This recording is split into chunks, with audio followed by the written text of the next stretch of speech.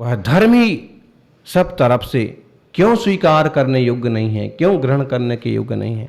अवश्य ही ऐसे धर्म ध्यान को, ऐसे वीतराग मार्ग को स्वीकार करना चाहिए, जिससे जितना बनता है उतना उतना संचय करो। हैं, अनुमोदना तो कर ही सकते हैं, निंदा नहीं करना। कोई अगर यहाँ रह रहा है, सेवा कर रहा है, करवा रहा है, तो ऐसे नहीं करना, भैया इनका तो क्या है, ये तो यहीं पड़े हैं, ये कह करके आप उसे हतोत्साहित कर रहे और उसकी निंदा कर रहे, जबकि वह मन वचन काय से भक्ति भाव में लगा।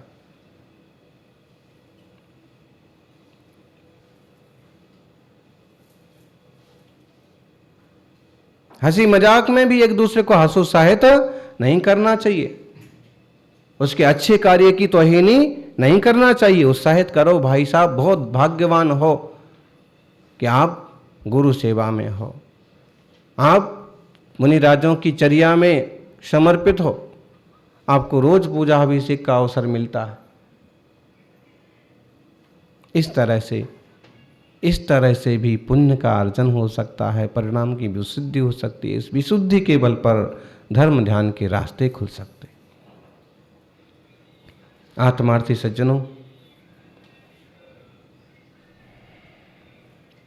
धर्म का अभूतपूर्व फल होता है। उत्तम और उन्नत किस्म का धर्म ध्यान शीघ्र फलदायी होता है। आचार्य देव कहते हैं कि धर्म हमारे हृदय में हमेशा बसा रहे, धर्म निर्मल भावना, महाव्रतों की भावना हमेशा चित्त में बनी रहे, पाप विचार ना आए। देखिए 26 नंबर का श्लोक, धर्मो बसेन मनसि यावदलं सतावत् हंता न हंतुरपि पश्य गतेथ तस्मिन् दृष्टा परस्पर हतिर्जनकात्मजानां रक्षा ततोस्य जगतः खलु धर्म एव।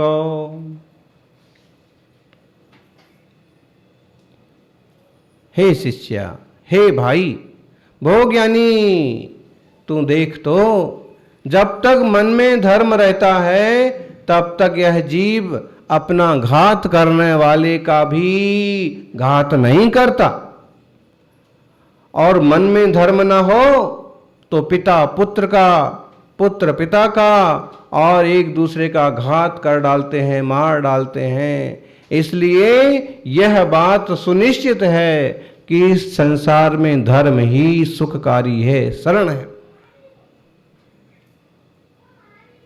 धर्मो वसेन मनसि यावदलं सतावत्, जब तक मन में धर्म बसता है, रहता है, हंता न हंतुरपि पश्य गतेथ तस्मिन्, मारने वाले का भी ज्ञानी घात नहीं करता।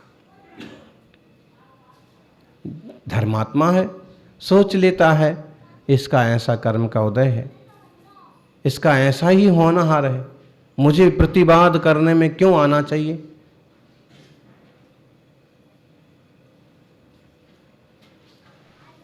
बोलो, क्यों वापस बदला लेना चाहिए। ज्ञानी ईंट का जवाब पत्थर से नहीं देते हैं, अपितु दूसरों के द्वारा फेंकी हुई ईंटों से वो अपना आशियाना बना लेते। जवाब क्या देना, क्या झगड़े में पड़ना, क्या बात को बढ़ाना, शांत रह लिया, संबर निद्रा का साधन बन गया।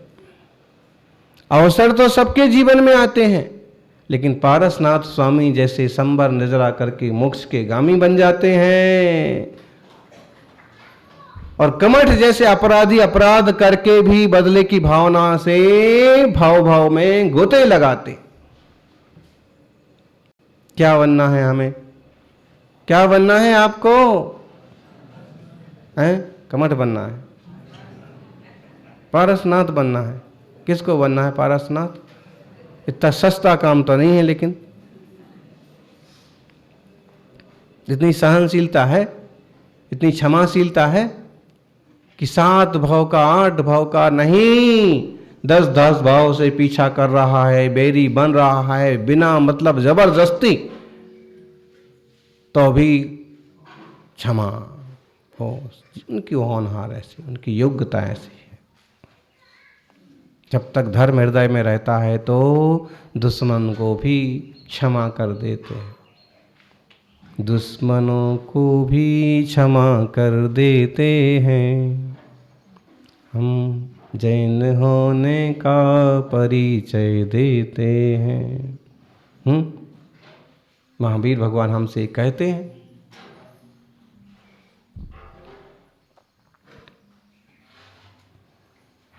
मारने वाले को भी नहीं मारता, ऐसा धर्मात्मा ज्ञानी होता है।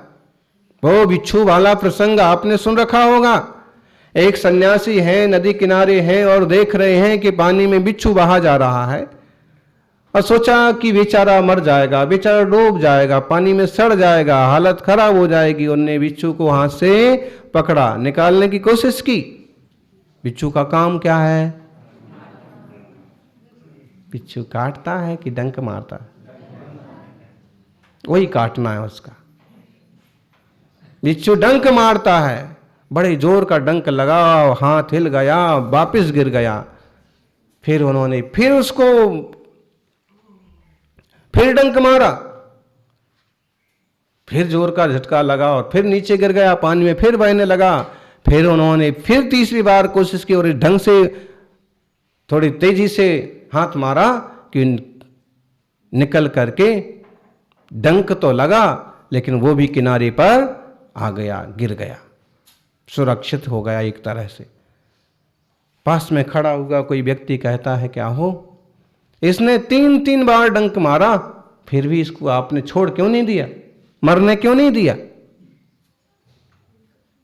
सन्यासी ने कहा, भाई जब यह अपनी दुष्टता नहीं छोड़ सकता तो मैं अपनी शिष्टता कैसे छोड़ सकता? जब यह अपना दुर्गुण नहीं छोड़ सकता तो मैं अपना सुगुण कैसे छोड़ सकता हूं? धर्म बसा है उनका, धर्म सुगुण है, और बिच्छू का उनका अपना काम है।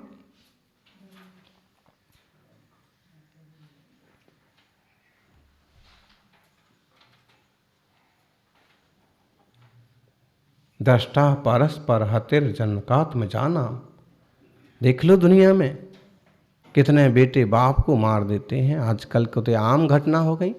और कितने बाप बात ना बनी तो बेटों को भी मार देते हैं। अब भी की राजस्थान के यहीं आसपास की एक घटना है, रुपए पैसे के लिए अपनी दादी को मार दिया उसने। रुपए पैसा ना दिए, उसके नशे करने की व्यवस्था ना हुई तो उसने दादी की जेवर उतार लिए, नाक काट दी। खूब होती है ऐसी घटना। जमीन जायदाद को लेकर के, 1 फुट को लेकर के, 4 इंच को लेकर के भी, और भाई भाई को खत्म कर डालते हैं। ऐसी घटनाएं भी आप सुन लो। इन्हें धर्म की खबर नहीं है। ये भले किसी संप्रदाय को मानते हों, किसी भी कौम में हों, लेकिन जो मारा पीटी पर उतर आते हैं, कत्ल करते हैं, हिंसा करते हैं, इन्हें धर्म की खबर ही नहीं है। पहला धर्म तो है अहिंसा, अहिंसा परमो धर्म। इसलिए जीवन में प्रभु पारसनाथ महावीर स्वामी तीर्थंकरों से सीखें। सुलझे पशु उपदेश सुन, सुलझे क्यों न पुमान, नाहर थे भय वीर जिन, गज पारस भगवान। पशु भी उपदेश सुनकर के सुलझ गए। नाहर का मतलब शेर होता है, और शेर का जीव भी उपदेश सुनकर के बदल गया। अष्टमूल गुण का पालन करने वाला परम शांत हो गया। शेर कितना शांत हो सकता है बोलो? आप कहो कि शेर कोई शांत होता है? कोई आएगा सामने तो शिकार करेगा ही करेगा, मारेगा ही मारेगा।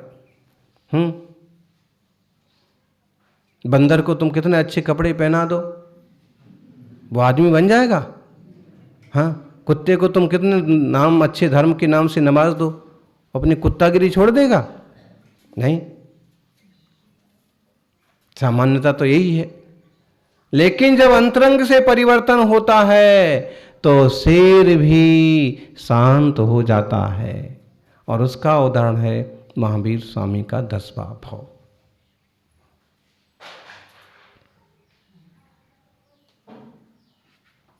इसलिए अपन तो मनुष्य बन गए हैं, इंसान बन गए। अब इसमें इतराने की जरूरत नहीं है, क्योंकि पता नहीं ये जीव कितने बार इंसान बन चुका है, कितने बार मनुष्य बन चुका है, और कौन कौन से क्षेत्र में बन चुका है, कौन कौन से स्थान में बन चुका है, कौन कौन सी पर्याय में गया है। ये थोड़े से वर्षों की जिंदगी है, और इन थोड़े से वर्षों में कुछ ऐसा कर लिया जाए। विरम किम परेणा कार्य कोलाहलेना।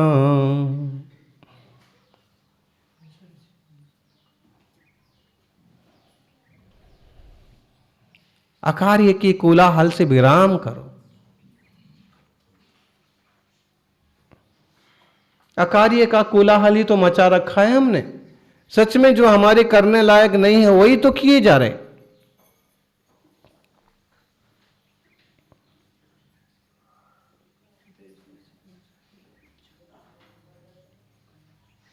दुनियादारी के अकार्य को छोड़ दिया जाए, जो आत्मा के लिए उपयोगी नहीं है, आत्म शांति के लिए उपयोगी नहीं है, उस तरह के सारे जंजाल को छोड़ दिया जाए तो निज चैतन्य सुख स्वभाव उपलब्ध होना कोई दूर की बात नहीं है। दूर तो तब तक है जब तक उस तरफ आपने दृष्टि नहीं की। बोलो, शिखर जी कितने दूर है?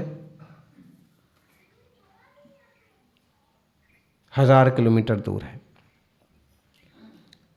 और आप न जाओ तो 10 साल तक भी नहीं पहुंचोगे, और 1000 किलोमीटर का 1000 किलोमीटर रहेगा। लेकिन अगर चल पड़ो और हवाई जहाज से जाओ तो 2 घंटे का काम है, और ट्रेन से जाओ तो 2 दिन मान लो, बस से जाओ तो 8 दिन मान लो, 4 दिन मान लो। मतलब कोई दूर नहीं है, क्योंकि 10 साल से आप यहीं के यहीं पड़े हो। अपन 5 साल से यहीं के यहीं भटक रहे, कहीं नहीं पहुंच रहे। सब चीजें दूर हैं, और चल पड़ो तो एक संत हुए हैं, शिक्षा के क्षेत्र में बड़ा काम किया, गणेश वर्णी। उनका एक अपनी एक खुद की उनकी एक टिप्पणी है, सागर सिमरिया। सागर से 101 किलोमीटर दूर एक गांव है सिमरिया।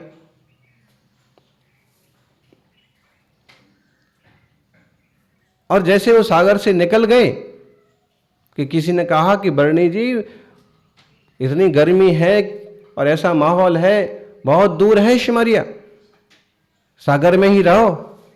तो उन्होंने कहा सागर दूर सिमरिया निधि। सागर दूर सिमरिया नीरी। नीरी मतलब पास में। नीरी से ही नियर शब्द बना इंग्लिश का।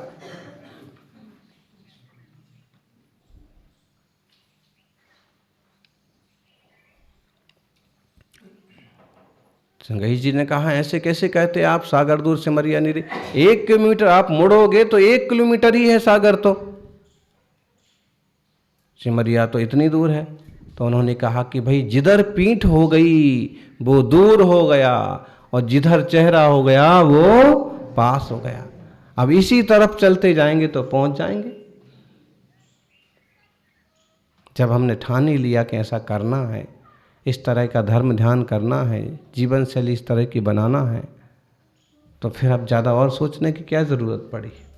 इसलिए धर्म ध्यान करना चाहिए ताकि जीव की परिणति उत्तम हो। एक बात और कहते हैं, न सुखानुभवनात् पापम पापम तद्हेतु घातकारंभात् न जीनम मिष्टान्नान ननु तन्मात्राद्यतिक्रमणात्। एक बात और आचार्य श्री कहते हैं कि भाई सुख के अनुभव में पाप नहीं है। अगर संपत्ति वगैरह उपलब्ध हुई है, माहौल है वैसा, तो उसके अनुभव में पाप नहीं है। पाप है तद हेतु का आरंभात, उस संबंध में जो आप पाप करते हो, उस संबंध में जो आसक्ति करते हो, उसमें पाप है। होने के बाद भी और के लिए जो हवस पैदा करते हो, उसमें पाप है। वास्तव में मिठाई खाने में नुकसान नहीं है। ना जीर्णम मिष्टान ननु तन्मात्यादिक्रमणात्, मिठाई खाने में नुकसान नहीं है, लेकिन ज्यादा मात्रा में मिठाई खाने से नुकसान होता है। बहुत सारी मिठाई खा लोगे तो क्या होगा? बदहजमी हो जाएगी। हैं? इंसान है, उसे तो खबर होना चाहिए कितनी चीज कितनी खाना, और उसे तो खबर होना चाहिए कि कौन से भोग और कौन से विषय और किस समय और किस ढंग से उपयोग करना। अगर वह गृहस्थी है तो गृहस्थी की योग्य औषध के रूप में मर्यादा पूर्वक भोग का आचरण करे, विवेक पूर्वक त्याग करे। अति मीठा खाने से भी अजीर्ण होता है, अति भोगों से भी अजीर्ण होता है। इसलिए दोनों का विवेक होना जरूरी है। संयम नियम का बंधन जो है वो है ऐसा बंधन है कि संसार के बंधन से मुक्त करा देगा। इसलिए इसे बोझ मानने की बजाय बोध माने और अपनी आत्मा का हित साधे।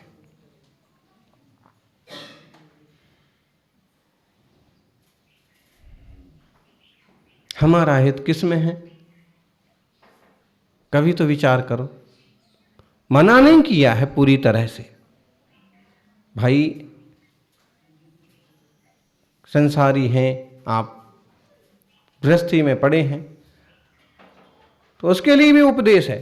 जिस प्रकार मिष्टान्न भोजन से अजीर्ण नहीं होता, उसकी मात्रा ज्यादा होने से अजीर्ण होता है, उसी प्रकार सुख भोगने में पाप नहीं है।